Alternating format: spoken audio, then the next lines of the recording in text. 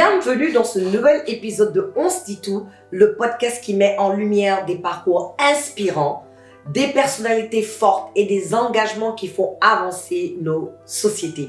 Aujourd'hui, j'ai le plaisir d'accueillir une femme qui porte fièrement multiples casquettes. Elle a eu à travailler dans l'administration, mais elle a été révélée, c'est une actrice, yes, ladies and gentlemen, qui a été révélée par la série à succès Maîtresse d'un homme marié dans le rôle de Dalanda, ambassadrice d'ONU Femmes, engagée dans les droits des femmes, maman et bien plus encore. Je vous ai dit qu'elle a plusieurs casquettes. En tout cas, elle est un modèle de persévérance, de force et d'engagement social. Son parcours hors du commun fait d'elle une personnalité incontournable au Sénégal et une source d'inspiration pour de nombreuses femmes. Mesdames et messieurs, accueillons ensemble Jessica Gomez. Mais merci Diaga, quelle présentation. Non mais tu sais, c'est important que les gens sachent. Tu as plusieurs cordes à ton arc, tu vois un peu ce que je veux te dire. Beaucoup, des milliers, des millions te connaissent comme Dalanda, mais derrière Dalanda, nous avons Jessica Gomez qui fait un peu de toutes ces choses. En tout cas, merci d'avoir accepté notre invitation. C'est vraiment d'abord félicitations sur ce parcours illustreux et vraiment merci pour tout ce que tu fais dans le combat pour les droits des femmes et des enfants. C'est une cause qui me touche à cœur. Tu as été révélée au grand public, comme je l'ai dit tantôt, dans le rôle de Dalanda, une avocate forte et indépendante dans la série Maîtresse d'un homme marié. Pourtant, dans ta vie professionnelle, tu as exercé aussi le métier d'administratif dans la finance financière. Donc, c'est deux trucs diamétralement opposés. Oui. Donc, parle-nous un peu de ton parcours. Comment passe-t-on de la comptabilité à un plateau de tournage et puis au statut d'ambassadrice de l'ONU dans la lutte contre les violences faites aux femmes? Donc, parle-nous un peu de ton parcours, Jessica. Alors, moi-même, je me suis vraiment posé la question à un moment donné, comment j'ai fait pour passer de ça à ça. Mais on va dire quelquefois que le destin t'ouvre des portes là où quand tu t'y attends le moins. Et moi, personnellement, ma formation, donc, elle a été dans la comptabilité. J'ai fait ça pratiquement tout le temps. J'ai été embauchée après dans le milieu, on va dire, du pétrole et du gaz. Je ne vais pas rentrer dans le détail, mais c'est par là où j'ai vraiment fait tout mon administratif. Et puis, c'est juste sur, on va dire, allez, on nous a dit, Jessica, vas-y, il y a un casting, essaie. La première fois, j'ai dit non, c'était pas possible. Et puis, on m'a relancée. Et quand on m'a relancée, je me suis juste dit, allez, pourquoi pas, on va voir. Donc, j'ai juste passé le casting sans jamais vraiment me dire, on va me prendre dedans. Et on va dire que c'est parti de là. Je ne m'attendais pas du tout à ce que Dalanda devienne Dalanda aujourd'hui. Je me suis dit que ce serait une expérience de plus. Et Dieu merci, je pense que les gens l'ont bien accueilli. Mais dis-moi, lorsque tu as eu le call, c'est-à-dire qu'on te dit, ok, tu as eu le rôle, quelle était ta première pensée? Tu t'es dit, mais attends, qu'est-ce que tu as pensé? Non, sur le coup, je pense que j'étais plus bouleversée, mais positivement, parce que je me suis dit, ok, qu'est-ce que je vais faire maintenant? Tu vois, ce genre de truc où tu te dis, là, maintenant, tu dois le faire, tu vas faire quoi? Donc, j'ai pris ça vraiment comme un challenge.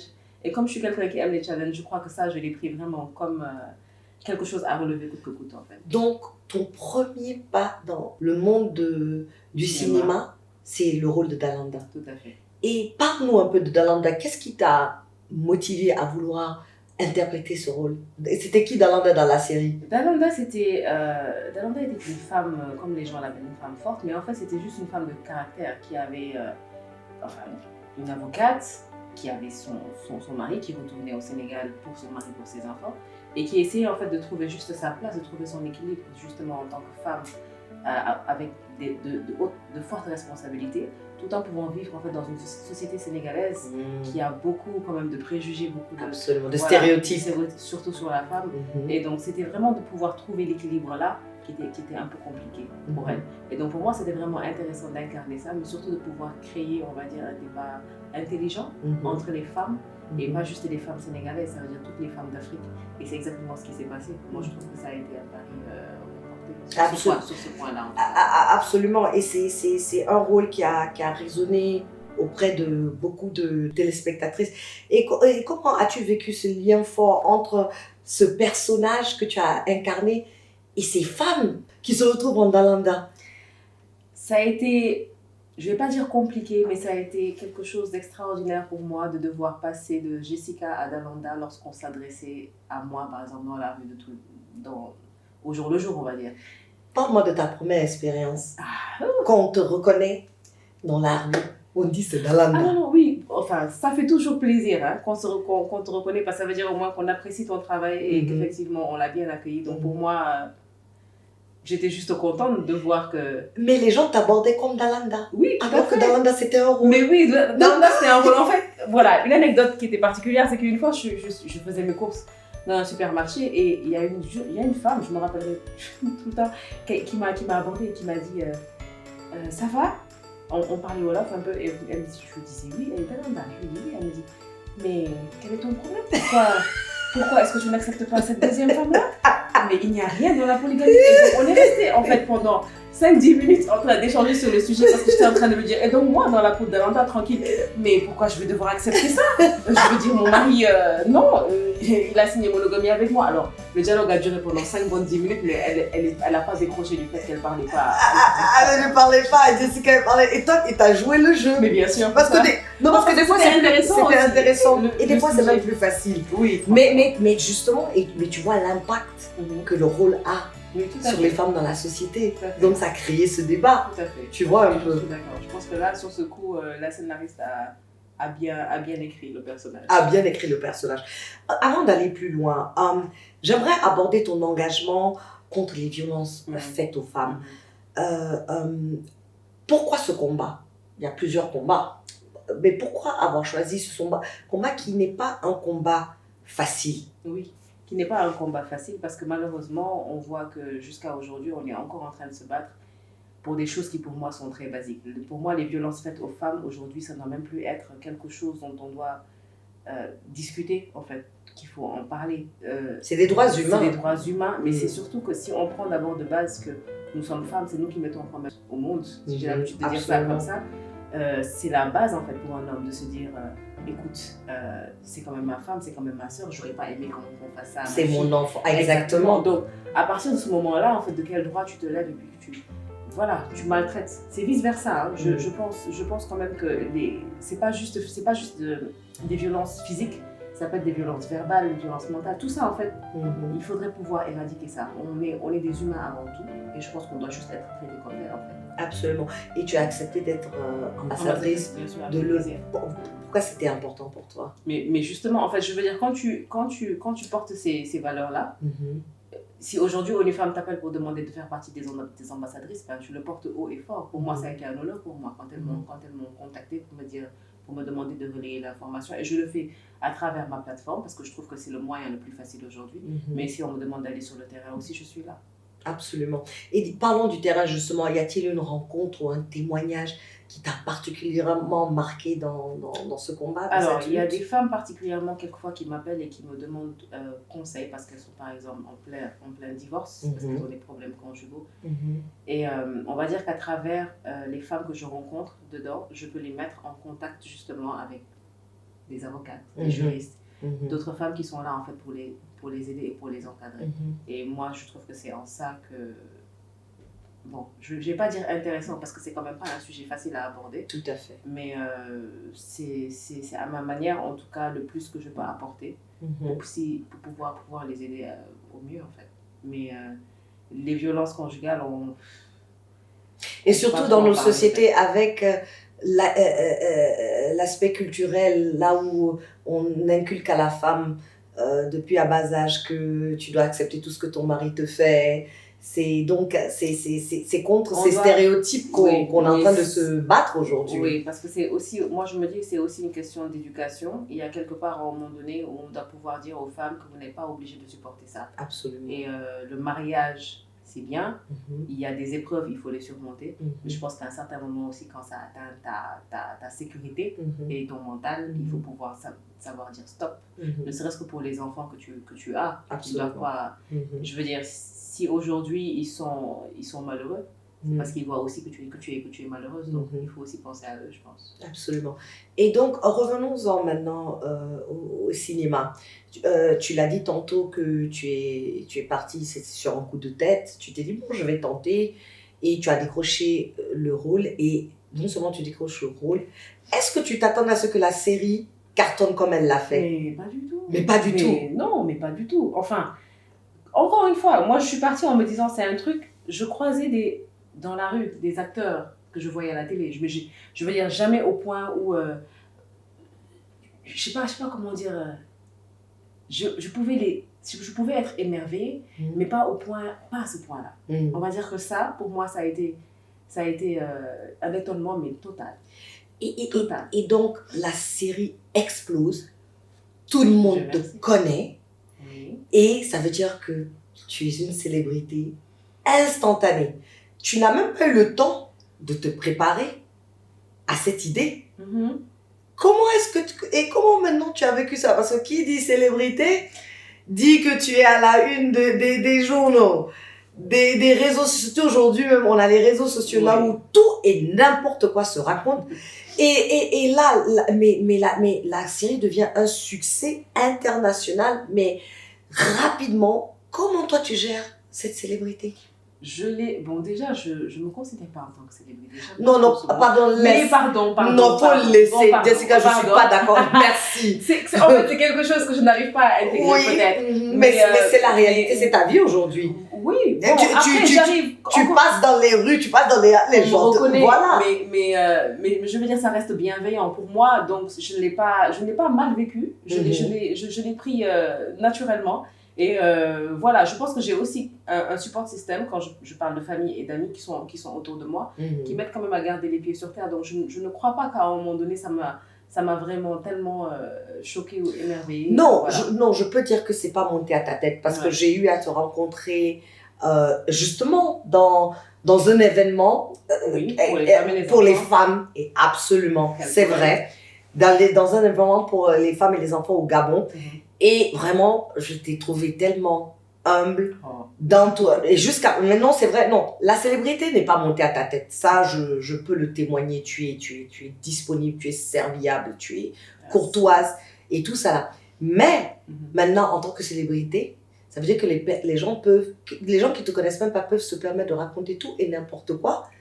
Sur ça, moi-même j'en suis victime sur les réseaux sociaux, tous les jours c'est une nouvelle histoire. Comment tu vis cela? Parce que tu ne t'attendais pas à ça au fait. Je ne m'attendais pas à ça, j'avoue, mais je ne suis pas quelque part quelqu'un aussi qui fait très attention aux commentaires. Donc j'ai l'air d'être beaucoup sur les réseaux sociaux, mais je ne le suis pas vraiment. Donc j'arrive à avoir, on va dire, cette balance entre ma vie privée et ma vie professionnelle, je pense, qui fait que j'arrive à déconnecter. Donc quand c'est le moment d'être sur les réseaux, je le suis à plein temps. C'est le moment de faire la pub, je le fais. Et il y a un moment donné, il faut juste s'occuper de soi, de sa famille, de revenir à soi. Et je pense que pour moi, je touche du bois. Pour le moment, j'ai cet équilibre-là. Donc j'arrive en tout cas, Dieu merci, à gérer ça. Non, mais c'est vrai, si tu arrives à te déconnecter, c'est très important. Mais à date, quelle est la pire des choses qu'ils sont partis raconter sur les réseaux? Que tu entends, même tu ris. Moi, des fois, j'entends des choses sur moi. Moi, en fait, je ris. Moi, tout me fait rire. Parce que non, des fois, c'est des trucs tellement tu ris, quoi. Tu ris. Alors, en tout cas, ici, à ma connaissance, je n'ai pas encore vu de choses négatives sur moi. S'ils l'ont dit, je crois que généralement, c'est parce qu'ils s'intéressent beaucoup à ma vie amoureuse. Et quelquefois, il y a beaucoup de spéculations autour. Mais oui, parce qu'en fait, plus tu es discrète, plus ça, c'est la nature humaine. Ça, c'est la nature humaine. Absolument. Mais je pense que jusque-là, ils n'ont pas réussi. En tout cas, ils n'ont pas vraiment dépassé les limites. Et je touche du bois. Je crois que jusque-là, ça se gère plutôt bien. Attends, plus ta célébrité va accroître, plus tu comprendras. Oh, non, profite. Ah non, profite. Je te dis. Et là, tu as parlé tout à l'heure que tu sais, tu sais garder l'équilibre entre ta vie privée et ta vie professionnelle. Et comme j'ai dit, tu as toutes ces casquettes. Comment tu arrives à jongler tout ça? Parfois, c'est pas facile. Hein. Oui, parce que là, le fait que tu as... Non, je suis impressionnée. Moi-même, je veux savoir comment tu fais. Non, j'avoue que quelquefois, ça peut être très déconcertant, quelquefois, parce que tu as tes batteries sociales, si je peux dire ça comme ça, qui peuvent t'épuiser rapidement. Mais, comment dire, l'équilibre pour moi, c'est par exemple aujourd'hui, Jessica, on te dit, on te donne 50 000 invitations par exemple à des événements, tu dois y aller. Parce que c'est partie du métier, tu ne peux pas. Absolument. Donc, il faut juste à un moment donné que tu te dises, écoute, non, je ne peux pas aller à ces 50 invitations, il faut que je choisisse. Non, oui, voilà. Je pense qu'à la base de tout, en fait, il faut juste savoir dire non. Il faut juste, à un moment donné, savoir dire non à certaines choses. Pour ta paix intérieure, pour ton équilibre personnel, pour que toi aussi tu puisses à un moment donné pouvoir recharger tes batteries, pouvoir être au top de ta forme dans ton travail, avec ta famille, avec tes enfants. Je trouve que c'est très important. Je ne dis pas que je suis arrivée encore à le faire. Non, bien sûr. C'est un travail continu. Voilà, mais je pense que tous les jours, en tout cas, j'essaye au mieux d'avoir. Et encore une fois, l'entourage pour moi est très important. La famille est très importante. Des amis, des vrais amis. Il faut savoir les garder et puis connaître tes limites aussi.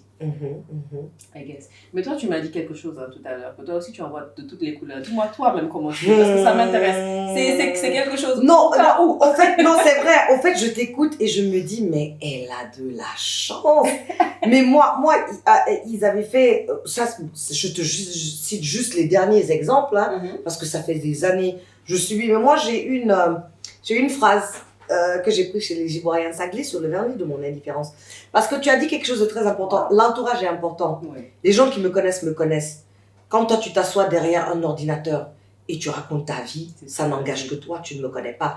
Ils sont partis chercher sur un site porno une tape d'une star colombienne que soi-disant on avait des traits. Ils ont mis sur tous les réseaux, c'est viral, que c'était moi.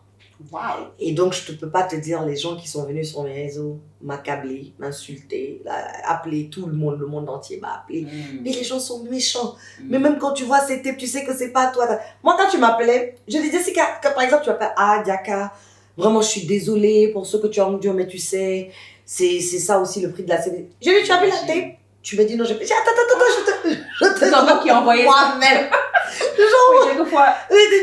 Et puis je dis, et en plus, la personne qu'ils ont choisie, qui est dans la tête, mais elle a encore de rêves. Oh, mais arrête. BBL, sein refait. Mais j'ai dit, au moins, ils ont choisi un beau corps. Ce qui m'aurait fait mal, c'est si c'était une mal fichue. Ça m'aurait fait mal. Parce que tu auras des gens aujourd'hui, jusqu'à ce jour, qui croiront mordicus que c'est moi. Et si tu vois la fille coucher sur des draps sales, un trou. Mais après, les internautes eux-mêmes, ils ont retrouvé, elle s'appelle Popolinda. Mais je te dis, on a contribué à ses vues. Avant que le truc le commence, elle n'avait pas de vues. Elle a eu des millions de vues sur sa vie. Et c'était une star de cinéma adulte colombienne. Et c'était sur un site de porno colombien. Ils sont partis. Et donc après, c'est les mêmes gens qui t'insultent, qui ne te connaissent, qui viennent s'excuser. Voilà. Mais moi, ça glissait sur le vernis de mon indifférence. Donc, tu vois. Et après, tout dernièrement, c'était les histoires de Balthazar. Quelqu'un est parti encore écrire que j'étais dans les vidéos. C'est vrai? Oh là là! Non, mais donc. Toi, par contre, voilà, donc tu vois. Non, je pense qu'on a la même manière de gérer ça. Ça veut dire. Moi, ça glisse sur le vernis de mon indifférence. Je te la donne cadeau. Je te dis. Hein, et je pense que plus ils savent que ça ne te fait rien, plus ils essaient au fait. Mais comme tu dis, les gens qui te connaissent. Donc aujourd'hui, tu es quand même perçu comme un modèle de réussite. Oui, non, je suis s'il te plaît, merci. Non, tu es modeste, je sais, mais tu vas accepter. C'est important, mais tu sais aussi, c'est important. J'ai eu Sophia la dernière fois dans une émission. J'ai dit, pourquoi est-ce que les femmes dans notre société ont du mal à accepter les compliments, ont du mal à accepter, des fois, quand tu leur confères ce leadership. C'est mérité, c'est un parcours. Mais elles ont du mal. Tu vois un peu ce que je veux dire, parce que il faut qu'on accepte, il faut qu'on s'affirme pour dire oui. C'est pas de l'arrogance. De l'arrogance, c'est quand tu penses que tu es ça. Mais non, mais c'est quand même accepter que oui, j'ai mérité ce parcours. Je suis là par la sueur de mon front et par mes actes et mes faits. Bon. En ce qui me concerne, je pense que c'est plus parce que je me dis qu'il y a encore du chemin à faire et que je ne suis pas encore arrivée à mon objectif. Donc pour moi, oui, je remercie, je suis très reconnaissante de tout ce que les gens, en tout cas, me donnent comme retour. Mais pour moi, il reste encore du chemin. Absolument. Mais donc, parlant de ton parcours, on sait que c'est jamais facile. Quel a été pour toi, si tu devais choisir, quel a été pour toi l'un des moments les plus difficiles? Le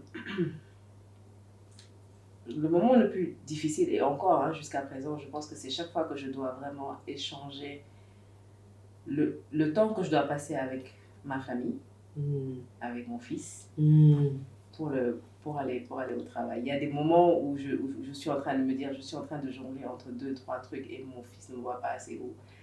Tu vois, et ça, pour moi, ça reste encore quelque chose qui j'ai du mal. Et pourtant, il est grand. Mais il comprend. Il comprend de plus en plus parce que maintenant, les gens, quand ils le voient, ils disent « Ah, c'est toi le fils, c'est toi. » Donc, ils savent. C'est pareil pour ma famille, mon père, ma mère, enfin tout le monde. Et donc, du coup, quelquefois, c'est vraiment de devoir mettre ces moments précieux-là de côté, alors qu'ils sont en train de grandir. Parfois, tu te demandes, est-ce que ça en vaut la peine? Ouais, mais non, mais ça en vaut la peine, ça en vaut la peine. Et dans une de tes interviews, tu mets aussi un accent très particulier sur l'éducation et surtout l'importance de l'éducation et des réseaux sociaux dans l'évolution du rôle des femmes. Donc, dans toi, tu as dit tantôt, tu viens, tu te connectes, tu fais ce que tu as à faire et puis tu lis pas les commentaires. Mais au-delà de tout cela, comment est-ce que toi, tu utilises les réseaux sociaux pour inspirer et soutenir d'autres femmes? Parce que l'autre revers des réseaux sociaux aussi, c'est que ça connecte tout le monde aujourd'hui. Effectivement. Donc, il y a beaucoup de femmes, en tout cas, pour celles qui ont eu à m'aborder et qui m'ont remercié parce qu'elles ont trouvé en moi un modèle d'inspiration. C'est ce que j'essaie en tout cas de continuer à faire, c'est par rapport au message, par rapport à l'utilisation des réseaux sociaux. J'ai eu à faire quelquefois des campagnes dans des écoles sur le sujet pour ne pas justement qu'ils utilisent ça en pensant que c'est la vraie vie en fait. C'est juste ce qu'on veut montrer en fait. On montre généralement que ce qu'on veut montrer. On ne te montrera jamais ça y est, je suis en train de pleurer tranquillement dans ma salle de bain, j'ai une espèce de dépression. C'est pas tout le monde qui fait ça. Donc c'est vraiment le beau côté. Il faut savoir vraiment bien l'utiliser. Et des fois même c'est fake, hein. Des fois, je peux aller emprunter ton sac Louis Vuitton, je viens, je me pose, je fais croire que c'est le mien. Ah, exactement, alors que ça ne m'appartient même pas. Oui, d'accord. Alors, c'est vraiment pour montrer, en fait, il faut savoir l'utiliser à bon escient, moi je me dis. Pour les personnes qui ont des business, savoir utiliser son image sans pour autant se dégrader, en fait. Donc, ça va aussi avec la nudité. Malheureusement, aujourd'hui, on est vraiment dans une société où les filles s'exposent. Hyper exposés. Donc, il faut pouvoir leur dire, en fait, tu n'as pas besoin de ça pour exister. Tu n'as pas besoin de ça pour que les gens puissent te respecter. Il faut que tu penses à demain. Donc, Internet, n'oublie pas. Il y a beaucoup de choses. Moi aussi, je vais te voler ta phrase. Internet, n'oublie pas. Jamais. Yeah. Jamais. Alors, ne serait-ce que pour ça, en fait, il faudrait, je pense, avoir cette discussion-là aussi avec nos filles, avec nos fils et avec toute la jeune génération, pour leur dire que utiliser ça comme outil. Aujourd'hui, moi par exemple, mon modèle, j'ai des modèles comme Denzel Washington, comme Viola Davis, comme ce genre de stars aujourd'hui, quand on regarde vraiment en fait leur vie, saine, c'est propre. Voilà, ils ont leur vie vraiment rangée, tu ne sais pratiquement rien de leur vie, de leur vie privée. Mais quand tu les vois, c'est pour le travail. Et c'est ça qu'on admire en fait. Après, maintenant, pour tout le reste. Voilà. Absolument, c'est vrai. Non, c'est vrai. Important. Et donc, tout à l'heure, tu as parlé du moment de doute, lorsque tu as du mal à passer du temps avec ta famille, tu doutes un peu, est-ce que ça en vaut la peine? Et donc, as-tu eu d'autres moments de doute, même dans le cadre professionnel? Là tu as fait ton premier rôle et ça a été waouh! Maintenant, est-ce que cela t'a mis une pression pour te dire, mon prochain rôle doit être au même? J'ai tout le temps la pression. Moi, j'ai la pression chaque fois qu'on me donne un scénario. J'ai la pression chaque fois qu'on me donne un scénario. C'est pas, pour moi, en fait, ce n'est pas genre, ça y est, tu as acquis. Pour moi, tu es en train de... Tous les jours, tu es en train d'apprendre une nouvelle... Ouais, c'est une nouvelle étape, c'est un nouveau challenge, c'est un nouveau truc. Donc, pour moi, j'ai la pression chaque fois qu'il y a un nouveau scénario. Et j'ai pas... voilà. Et donc, comment tu gères ces incertitudes? Alors... je me base encore une fois sur des rôles modèles. J'ai vraiment des gens que j'aime bien et donc je regarde quelquefois le parcours. Je me base sur les anciens qui sont là. Quelquefois, j'appelle des gens qui sont déjà dans le... Oui, parce qu'il faut le faire. Il il y a des gens qui t'ont précédé. Donc, il faut quand même que tu arrives Prendre des à conseils. prendre des conseils pour qu'ils puissent un peu te guider. C'est très important pour moi. Mhm. Donc, d'avoir quelqu'un qui te mentore, d'avoir quelqu'un qui te donne des conseils, pour moi, c'est très important. Sinon, tu ne vas nulle part. Mhm. Donc, je me dis qu'on a tous besoin les uns des autres. Et pour moi, chaque fois qu'il y a un script, chaque fois qu'il y a un truc, si je pense, ah ok, je pense peut-être que telle personne pourra m'aider, je pense, Halima, quelquefois, on se parle et puis je lui demande certains trucs, est-ce que tu penses ci ou ça? On discute. Et je fais ça avec beaucoup d'acteurs dans le métier, du plus grand au plus petit. Il n'y a pas vraiment de... Ah oui, non. limite par Halima est tellement formidable. Je l'ai vraiment côtoyée dans le cœur des femmes. Elle avait, très belle émission. Merci beaucoup. Elle a intégré mais une belle âme et tellement disponible. Ouais, tout à fait. Et donc, Jessica, quelle est ta plus grande hantise? C'est de ne pas réussir. Mais c'est de ne pas réussir, c'est aussi de ne pas trouver le bonheur. Pour moi... Pour toi, c'est quoi le bonheur? Oui. Pour moi, enfin... Vraiment le bonheur de se lever tous les jours, d'avoir la santé, de ne pas réfléchir, tu vois, de voir ta famille en bonne santé, de voir les gens que tu aimes évoluer, de pouvoir atteindre tes objectifs chaque jour un peu, davantage. Je pense que ça déjà c'est un cadeau et j'aimerais pouvoir me lever, d'avoir ça tous les jours en fait, sans pour autant penser. Non, je suis tout à fait d'accord avec toi. Pour moi, le bonheur se cache dans les simples choses. C'est ça, comme on dit, les everyday things, absolutely. Tu as parlé tout à l'heure de l'anecdote là où tu as rencontré la femme dans le supermarché et tu étais dans la peau de Dalanda. Quelle est la facette de ta personnalité que l'on méconnaît?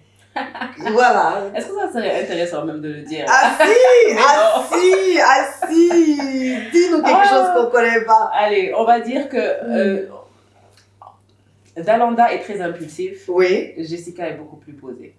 D'accord, ouais. On va dire que c'est peut-être la différence qu'il y a entre les deux personnages. Aujourd'hui, Dalanda, chaque fois qu'on l'a vue, c'est-à-dire elle avait dû répondre dans du tac au tac. Elle n'attendait pas, elle démarrait à un quart de tour. Elle avait déjà la réplique parfaite. Alors que moi, par exemple, Jessica, dans ce genre de cas-là, elle a le temps de prendre du recul, de s'asseoir, parce qu'il faut qu'elle pose la situation, qu'elle voit si c'est nécessaire de répondre. Est-ce que ça va pas prendre son énergie, tout ça. Voilà, donc pour les personnes qui s'attendent à rencontrer Dalanda et que écoutez, non, c'est Jessica. Jessica, elle va me dire, regardez, réfléchissez. Non, essayons d'analyser. C'est pas très facile de me faire sortir de mes gonds. C'est pas facile. Qu'est-ce qui te fait sortir de tes gonds? L'impolitesse. Ah, oui. Genre, parce que franchement, tu es très respectueuse. Non, c'est vrai. Depuis la première fois, très respectueuse et très agréable. Et vraiment, non, c'est vrai. Merci. C'est vrai. Très humble, ouais. Mais c'est l'impolitesse, c'est gentil, mais c'est l'impolitesse pour moi, parce que je trouve qu'il n'y a pas de raison en fait. On peut pouvoir se dire les choses sans pour autant manquer de respect à l'autre. Je suis tout à fait d'accord. Et donc, parlons des stéréotypes et des préjugés. Parce que déjà, en tant que femme, nous en avons tellement. Mais maintenant, et surtout dans le domaine dans lequel tu es, le monde du cinéma, quels sont les stéréotypes auxquels tu as eu à faire face en tant qu'actrice et surtout dans ta vie personnelle? Bon, déjà, je crois que le milieu du cinéma, moi personnellement, de ce que j'entendais autour de moi, les gens ne prenaient pas vraiment très au sérieux les personnes, les femmes surtout, dans le milieu du cinéma, que ce soit cinéma, que ce soit mannequinat. Parce que ce sont des choses qui ne sont pas très bien perçues. Émises, absolument. Effectivement. Oui, tout à fait. Donc, c'était pas très bien vu.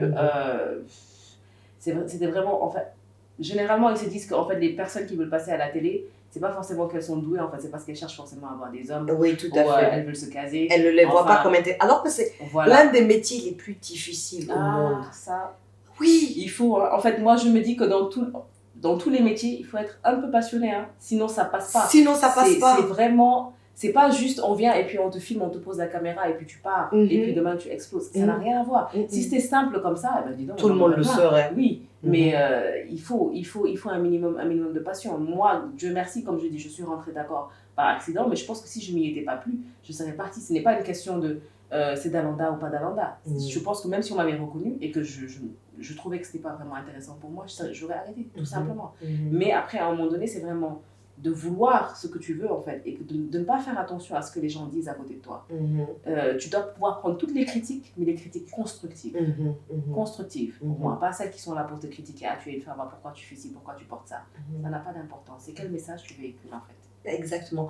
Et donc, comment est-ce que ta famille a réagi quand tu as décidé de te lancer dans le cinéma? C'est-à-dire de laisser ce côté financier qui est quand même une carrière stable, tu vois, et de te lancer dans le cinéma. On sait même avec les plus grands acteurs, tu fais un film, tu dois encore attendre notre rôle.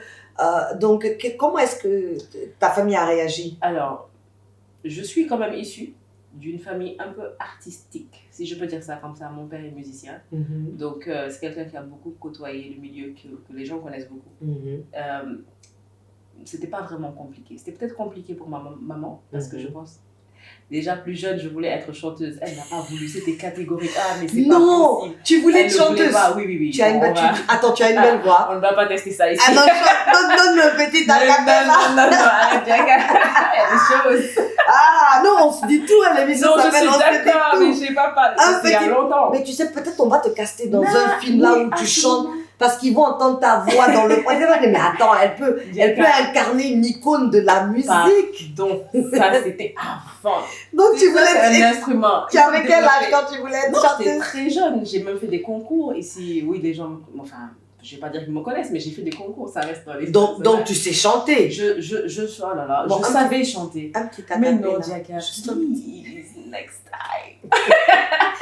Et donc, ta maman a dit, pourtant tu as fait des cours, mais elle a dit non, pas la musique. Non, elle voulait pas. Donc du coup, c'est ce qui m'a un peu poussée plus dans les études. Et puis voilà. Donc aujourd'hui, je crois que après tout ça, c'est devenu un peu plus simple. Je veux dire, j'ai eu mon boulot, j'ai commencé une carrière tranquillement. Et puis voilà, je suis pas comptable exactement, mais j'ai toujours travaillé dans l'administratif et dans les ressources humaines. Et jusqu'à aujourd'hui, c'est pas quelque chose que j'ai lâché. Je ne le lâche pas. Je continue à travailler et je continue à tourner. Mais c'est excellent ça. Oui. Oh wow. Donc quand tu es en train de tourner, tu prends une permission au travail, tu mets oui, je m'organise. Tu arrives oui, j'arrive à balancer. Ça dépend. Ça c'est super intelligent. Écoute, on va dire que malheureusement aujourd'hui l'industrie est encore pas très. Surtout en Afrique. Ouais, surtout en Afrique. C'est vrai. C'est pas très reconnu. On est encore en train de se battre pour que les droits des artistes soient vraiment reconnus, que tout le monde. Enfin, qu'on puisse avoir un statut comme étant un métier à part entière. Absolument. On n'a pas vraiment besoin demain de se lever et de se demander comment est-ce qu'on va faire. Et absolument. Et pour que vraiment les acteurs ou même tout ce qui est art, les métiers des arts sur le continent, il faut vraiment développer les industries avant que les artistes puissent vivre de ce qu'on parle, que ce soit la musique, la mode ou le cinéma. Mais tout, en fait. Parce que malheureusement, c'est un métier qui est un peu au jour le jour. Et dans le contexte actuel, ça devient très compliqué de devoir vivre que de ça. Ici, en tout cas, en Afrique. Oui, en Afrique. Mais on a encore des gens, Dieu merci, qui se battent pour ça. Qui se battent pour développer l'industrie, absolument. Donc, être actrice, ça aide ou c'est un frein dans les relations personnelles? Est-ce que tu as eu des gens qui t'ont dit, ah non, tu sais, moi, si tu es actrice, tu dois laisser ton métier Moi, j'ai entendu tout, hein. Moi, j'ai entendu, non, je vais t'épouser, puis tu vas arrêter de travailler. Moi, j'ai entendu, non, ma femme ne peut pas interviewer certaines personnes, donc... Oui. C'est ton cas? Oui, j'ai eu ça à un moment donné, et puis non, mais je veux dire, peut-être, si je dois donner un ratio, allez, 1/10, mais ça ne me dérange pas. Tu sais que tu n'es pas la bonne personne. En fait. Oui, c'est-à-dire... Parce que je me dis que la bonne personne va t'encourager, va te soutenir. C'est la personne qui va te dire, va faire des castings, il y a tel casting, va te lever, va faire ça. Et te conduire même au casting. Oui, bien sûr. Voilà, non. Je veux dire, une personne, normalement, quand elle t'aime, ou quand elle te veut, c'est parce qu'elle veut aussi ton bien. Et puis, elle t'a rencontré comme ça. Oui. Exactement. Donc, ça fait partie de qui tu es. Oui. Si on enlève cette partie de toi, qu'est-ce qui reste? C'est une partie authentique à ta personne. Oui, tout à fait, tu as tout dit, en fait. Non, moi, je me dis... Quelles que soient les personnes qui m'abordent, mais pour répondre à ta question, en fait, ça n'a pas vraiment été un frein pour moi. Moi, je pense que ça a été plutôt une porte, parce que je suis quelqu'un de nature très casanière, très réservée. Et pour moi, ça a été aussi un autre challenge, parce que ça m'a ouvert des portes vers le monde, vers d'autres... J'aurais pas été ambassadrice d'une femme aujourd'hui, par exemple. Tu vois? Donc pour moi, je prends que les côtés positifs. Les côtés négatifs ne m'intéressent pas. Absolument. Quelles sont tes astuces pour rester authentique à tes valeurs? surtout dans un milieu qui est des fois un peu compliqué, parce qu'on a vu aussi des personnes qui sont prêtes à tout pour être Bien sûr. fameuses. Tu vois un peu ce que je veux dire. Comment toi tu fais pour rester authentique et fidèle à tes valeurs? Je pourrais d'abord dire merci à mes parents parce que je pense que ça fait partie aussi de l'éducation que j'ai eue, je suppose. Mais c'est encore une fois, c'est de savoir dire non. À partir du moment où tu sais qui tu es et ce que tu veux, je pense qu'il n'y a rien vraiment qui peut te dévier. Quel que soit le montant, la somme d'argent, la personne, l'influence.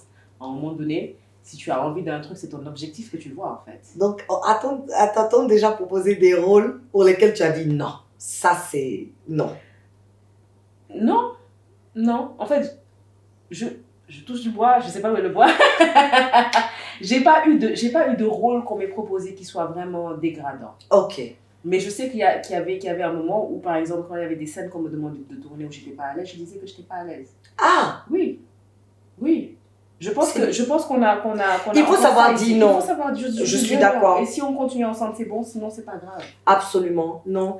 Quel est le rôle que tu rêverais d'interpréter? Une psychopathe. Tu es comme moi. Une folle, une malade, une sorcière. Ouais, quelque chose qui me fait, tu vois, qui change un peu de l'ordinaire, quoi. Mais attends. Voilà. Imagine-toi, tu n'as pas le rôle de psychopathe. Tu vas rencontrer les gens dans la rue qui vont te prendre pour un psychopathe. Mais en fait, moi, je trouve que c'est là que tu réalises vraiment. Que tu as bien interprété le rôle, tout à fait. Parce qu'aujourd'hui, moi, j'adore, par exemple, l'univers de Harry Potter. Et je sais que ils avaient un acteur, là, qui était très sombre. Oui. Et il a dit que lui, quand il allait faire ses courses et malheureusement, il est arrivé au niveau de la caisse à un moment donné et il avait un enfant qu'il a vu et qui a commencé à pleurer. Oui, je vois oui, il faisait très peur. C'est vrai qu'à ce moment-là, tu vois, tu te dis, oh merde, peut-être. Oui, c'est ça. Tu vois. Mais une fois que tu sors et que tu te dis, ah, ok. Donc ça veut dire quelque part, je dois pouvoir être fière, quoi. J'ai bien interprété le rôle. Pour moi, c'est ça en fait qui est gratifiant. Absolument. Quel que soit le rôle qu'on te donne. Et donc, où est-ce que tu espères voir ta carrière dans le cinéma? Ah, mais le plus loin possible. J'aimerais déjà pouvoir tourner outre Dakar. Ça veut dire si je peux tourner à l'international, pour moi, c'est ce qu'on vise en fait. Oui, c'est vrai. Ça cimente vraiment tout, tout à fait. Et en termes d'expérience, je trouve que c'est un autre niveau de pouvoir quand même voir d'autres sphères, d'autres milieux, d'autres manières de tourner. Et c'est clair que ce ne sont pas les mêmes environnements, donc forcément, l'expérience pour moi est importante. Absolument, je suis d'accord avec toi. Et donc là, quelles sont les dernières actualités? Je sais que tu ne peux pas rentrer dans trop de détails, mais voilà, où est-ce qu'on espère te voir prochainement? Oui, j'ai eu à tourner, faire partie en tout cas d'un long métrage qui va certainement bien sortir. Je te donnerai l'actualité, t'inquiète, en temps et en heure voulu. Et en ce moment, je suis sur un projet de série. Un nouveau projet de série local. Donc, on est en train de tourner actuellement et ça sera pour 2025. Et donc, quel est ton plus long tournage? Par exemple, parce que tantôt tu as parlé le fait que des fois tu dois laisser ton enfant. Et donc, quelle a été la plus grande période que tu as passée sur un tournage? On va dire 24-48 heures. 48 heures maximum. Mais c'était toujours dans des périodes. En fait, moi, ce que j'ai, c'est que j'essaie de tourner aussi en fonction de mes disponibilités. Donc, je travaille et mes disponibilités, généralement, c'est le temps que j'ai avec ma famille. Alors maintenant, quand j'arrive à devoir, c'est ça que je dois diviser en fait pour pouvoir tourner. Et ça, forcément... Quelqu'un va perdre. Oui, quelqu'un va perdre. Mais absolument. Après, tu te dis, bon, c'est sur une certaine période de temps. Oui, c'est aussi une certaine durée. Voilà, donc pour l'instant, on va pouvoir gérer ça. Mais c'était peut-être 24 heures, 48 heures où je suis restée sans le voir du tout, sans les voir carrément. Non, je sens la douleur dans ta voix. C'est particulier. Non, je sens, crois-moi, je sens. Si tu pouvais revenir 10 ans en arrière et t'adresser à la jeune femme que tu étais, quel conseil, quel avertissement lui donnerais-tu sur la vie, la célébrité et la réussite? Je crois que 10 ans en arrière, j'aurais dit à Jessica de ne pas avoir peur, de sauter le pas, de n'écouter personne et de se faire confiance. Ça, la voix intérieure qui te guidait à l'époque avait raison. Tu l'as pas écouté? Non. Pourquoi? Parce que tu la refoules beaucoup en fait. C'est vrai. Dans les incertitudes, dans ce que les gens disent, dans ce que tu vois. Et malheureusement, quand tu es quelqu'un qui cherche vraiment à toujours bien faire les choses, quelquefois tu te reposes sur les mauvaises personnes. Oui. Et quelquefois, l'influence là, en fait, fait que tu n'écoutes pas cette voix intérieure-là qui te dit, c'est ça. Exactement. Cette petite voix énormément de temps. Oui, et donc tu te fais même des excuses. Pourtant, tu as cet instinct qui te dit clair et net ce que tu dois entendre et faire. Non, absolument. Et quelle est la plus grande leçon que tu as apprise dans ta vie?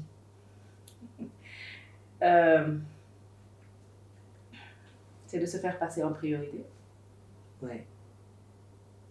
Et ça, je l'ai appris de la manière la plus dure qui soit. À tes détriments. Ah oui. Ça, je pense que c'est vraiment quelque chose qui te chicote, comme on dit. Bien, et puis tu te rends compte, en fait, qu'il faut arrêter, en fait, de te faire passer en second plan. C'est pas les autres, c'est pas ce qu'ils veulent, ce n'est pas ce que... Non, c'est toi d'abord. C'est ton propre bonheur. Après, le reste. Dieu est grand. Absolument. Quel est ton plus grand regret? Je crois que ça répond un peu à la question. Non, c'est vraiment ça, mon plus grand regret, c'est de n'avoir pas pensé à moi plus tôt. D'avoir vraiment écouté le monde extérieur pendant très longtemps. Oui, absolument. Mais il n'est jamais trop tard. Mais non. Voilà, c'est ça. On dit que seuls les imbéciles n'apprennent pas. Ça fait même partie de l'expérience, je me dis, c'est ce qui te forge après. Absolument. Donc, et aujourd'hui, tu sais quoi ne plus refaire. Tout à fait. Absolument. Quelle est ta plus grande réussite? Jusque-là, c'est mon enfant. Oh, donc c'est lui aussi ta plus grande joie. Oui, tout à fait, jusque-là. Et tu es quel genre de maman? Est-ce que tu essaies de compenser pour les fois que tu dois le laisser, ou bien tu es une maman dure? Tu es quel genre de maman? Je suis une maman folle. Je suis... Ah ouais? Qu'est-ce que tu fais? Non. Et en plus, tu as un garçon. Oui, c'est surtout ça. En fait, c'est que tu as un garçon. Et que le garçon, tu sais, c'est pas facile d'élever les garçons, on le dit comme ça. Mais ouais. Hey. Quand tu dis tu es maman forte, quel est les coups que tu joues à j'essaie, franchement, la parentalité positive, c'est pas évident. Franchement, je sais pas ce concept-là, c'est quelque chose qu'il faut revoir. Hein, parce que nous, quand on nous a éduqués, alors là. Ah non, on nous a chicoté, hein. Ah non. On a tout senti. Ah non, on m'a chicoté et je suis fière de ça. Je pense que ça a beaucoup contribué. On est d'accord. Non, c'est vrai, non. On est d'accord. Oui. Mais oui, enfin, j'essaie juste d'être dure quand il le faut. J'essaie de lui dire je t'aime quand il le faut. Parce que je pense que c'est important. C'est important. Ce sont des choses qu'on n'a peut-être pas eues quand on était enfant, mais il faut savoir leur dire je t'aime, je suis le centre du monde, tu peux faire tout ce que tu veux, etc. Mais au moment où il faut vraiment être dans il n'y a pas de limite pour ça. Très bien. Maintenant, nous allons passer la parole aux auditeurs. Nous avons 3 questions pour toi. Oui. Et on va lancer les appels. Tu vas répondre aux questions une par une. Avec plaisir. Ok, c'est parti pour les appels. D'accord. J'espère que tu vas bien, ça va, tranquille. C'est Li Alpha Idrissa, communément appelé Idi Sicario sur les réseaux. Je suis guinéen. Jessica, bonsoir ma grande. Je suis depuis un moment. C'est juste une question pour toi. Et j'espère que tu vas me satisfaire tranquille quoi. Y a-t-il un personnage féminin, fictif ou réel, qui t'a inspiré particulièrement et pourquoi? De passage, je suis un gros fan depuis la Guinée. Merci. Très bonne question. Oui, très bonne question. D'abord, merci beaucoup pour la question et merci. Un personnage fictif ou réel? Non, j'ai pas vraiment eu de personnage fictif ou réel. J'ai plutôt, comme je disais tout à l'heure, c'est vraiment plutôt les acteurs qui me fascinent, leur manière en fait de rentrer dans la peau des personnages. Et en ça, j'ai plus des rôles modèles, Leonardo DiCaprio, Viola Davis. Ce sont des gens qui arrivent à rentrer dans leur personnage, à ressortir de manière spectaculaire. Ouais, et pour moi, oui, c'est plutôt eux en fait, et pas forcément des personnages. Ok. D'accord. Ils ont rien à interpréter. Ouais, très bien, très bien. Prochain appel. Alors bonsoir, comment allez-vous? Bien, moi c'est Diallo Saïkouma et je vous appelle depuis la Guinée-Conakry. Alors Jessica, ma question est de savoir, comment votre entourage a-t-il réagi lorsque vous êtes devenue actrice, surtout dans une série aussi populaire? Avez-vous ressenti des jugements, des incompréhensions ou au contraire un soutien inconditionnel? Alors, c'était ma question et merci beaucoup. Très bonne question. Tu avais un peu commencé à répondre tantôt. Ouais. Alors, bonsoir. Et merci beaucoup. Hein. C'était la Guinée, c'est ça? Ouais, la Guinée. Tu as beaucoup de fans en Guinée. Hein? Moi, je vous aime bien, vraiment. Alors, non, j'ai vraiment eu beaucoup de soutien. Support, ouais, de soutien. De la famille, des amis. Ils étaient là pour me dire oui, tu as bien fait, vas-y, continue. Ah non, tu peux t'améliorer là. Franchement, sur ce côté-là, je dis vraiment Dieu merci et je les remercie même au passage parce que je pense que sans eux, je n'aurais pas vraiment continué. Absolument. L'entourage est primordial et crucial dans tout ce qu'on fait. Exact. Tu l'as dit tantôt, avant tu étais mal entouré et tu as vu les conséquences et aujourd'hui avec le changement d'entourage. Et des fois aussi, c'est pas notre faute. Hein. Tu sais, je me dis toujours, la manière dont toi tu vois la vie, tu penses que tout le monde est comme ça. Moi, je vais pas me rapprocher de toi pour te faire du mal ou t'utiliser. J'aime bien ton vibe, donc je vais vibrer avec toi. Mais souvent, tu as des personnes mal intentionnées, malheureusement. Oui. Et comme on le dit, le temps révèle toutes les vérités. Oui, ce sont les énergies. Il faut savoir s'entourer des bonnes énergies. Alors, à un moment donné, tu arrives à faire le tri. C'est vrai, c'est vrai, c'est vrai. Dernière question. Bonsoir, je m'appelle Poulia Kamal. J'appelle depuis le Mali. J'ai une question pour l'invité. Quel conseil donneriez-vous à une jeune fille qui se sent limitée par les attentes de la société, mais qui voudrait suivre ses rêves et briser les stéréotypes? Merci. Ah, c'est une très bonne question. Très, très bonne question. Merci. C'est les mêmes conseils que tu donnerais à Jessica il y a 10 ans. Oui, parfaitement. Surtout concernant les filles, surtout en Afrique, moi, je les encourage. Je les encourage vraiment à suivre leurs rêves, à suivre exactement ce qui les drive, comme on dit. Tu te lèves le matin et il y a quelque chose qui te pousse à te lever. Trouve-le et vas-y, en fait. Vas-y. N'écoute pas les personnes autour de toi. Écoute-les, on va dire. C'est une petite oreille. Ça reste à côté. Il faut savoir faire la part des choses. Ouais, mais franchement, toi, ce qui te motive, vas-y. Vas-y, c'est ta passion. C'est ça qui va te faire te lever tous les matins. Il faut franchement que tu te battes pour ça. Et c'est vraiment se battre. Hein. C'est pas juste se lever et puis se dire, ah, aujourd'hui, c'est bon. Non, d'accord, demain. Non, non, non. Vas-y. Il faut foncer. Il faut croire en soi. Et d'une manière ou d'une autre, l'univers fera tout pour que tu puisses arriver là-bas. Absolument. Très bonne réponse. Et donc, je vais renchérir sur ça. As-tu une leçon de vie à partager à toutes ces jeunes filles, au fait, qui te voient et qui aspirent à être comme toi? Je dirais simplement de croire en soi. Peut-être que je le répète beaucoup, mais je pense que c'est très, très important de croire en soi. Quel que soit le métier, ça peut ne pas être la télé. Il faudrait en fait que tu saches au fond de toi ce que tu veux et savoir quels sont les endroits par lesquels tu dois passer.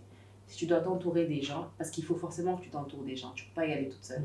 Mais regarde les mentors, regarde ce qui peut t'inspirer. Voilà, va vers les gens, demande conseil.